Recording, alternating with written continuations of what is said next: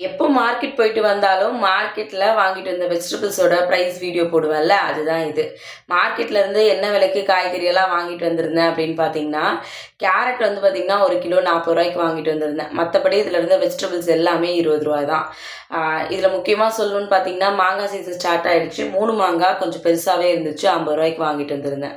வெங்காயம் 3 கிலோ ரூ. 100, தக்காளி 2 கிலோ ரூ. 50, உருளைக்கிழங்கு 1 கிலோ ரூ. 25.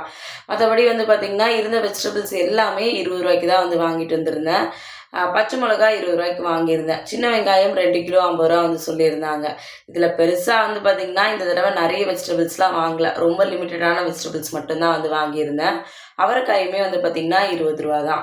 உங்களோட ஊரில் வெஜிடபிள்ஸ்லாம் என்ன விலை? நான் சொன்னதை விட கம்மியாக இருக்கா இல்லை அதிகமாக இருக்கா அப்படின்றத மறக்காமல் கமெண்ட்டில் வந்து சொல்லுங்கள். வெஜிடபிள்ஸ்லாம் ரொம்ப தூரம் போய் வாங்கிட்டு வரதை தாண்டி இது எல்லாத்தையும் எடுத்து வைக்கிறது தான் எனக்கு ஒரு பெரிய வேலையாக இருக்கும்.